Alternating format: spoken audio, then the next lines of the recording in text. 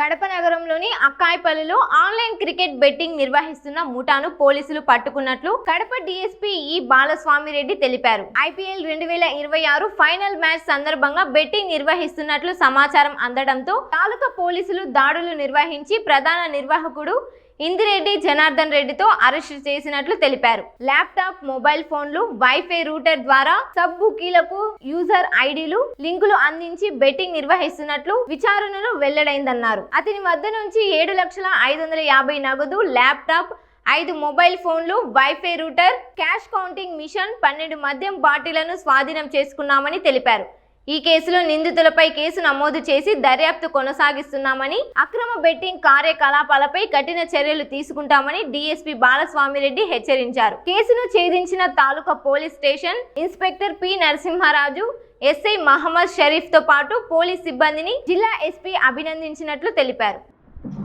నిన్నటి రాత్రి 31/5/2026 తారీఖు రాత్రి మా ఎస్పీ గారి ఉత్తర్వుల మేరకు ఒక క్రికెట్ బుకీని అరెస్ట్ చేయడం జరిగింది. అతని పేరు వచ్చేసి జనార్దన్ రెడ్డి అతని పేరు.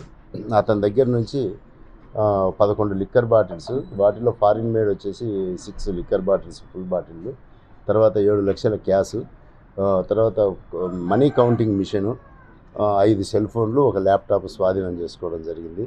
అతన్ని విచారించగా మాధవరెడ్డి అనే అతను అతనికి మెయిన్ క్రికెట్ బుకీగా చెప్పినాడు. ఇంకా ఒక 11 మంది క్రికెట్ బుకీలు అతను పేర్లు లిస్ట్ ఇచ్చినాడు. వాళ్ళందరినీ ముద్దాయిలుగా చేస్తూ కేసు రిజిస్టర్ చేయడం జరిగింది. ఆ దాంట్లో ఇన్వెస్టిగేషన్లో భాగంగా మిగతా ముద్దాయిలను కూడా త్వరలో అరెస్ట్ చేస్తారు.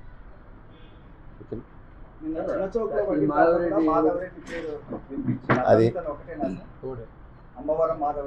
అంబవరం మాధవరెడ్డి ఒకడే. చిన్న చౌక్ పోలీస్ స్టేషన్లో ఇంకా ఇన్వెస్టిగేషన్ జరుగుతూ ఉంది కేసు. అది జరిగిన తర్వాత అది కూడా చెప్తాను.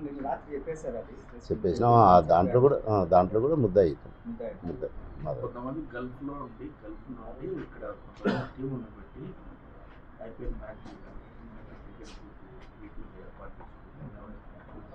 ఉండొచ్చు.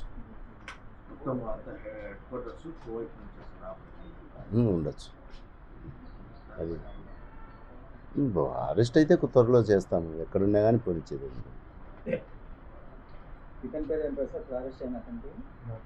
జనార్దన్ రెడ్డి, ఇందిరెడ్డి జనార్దన్ రెడ్డి.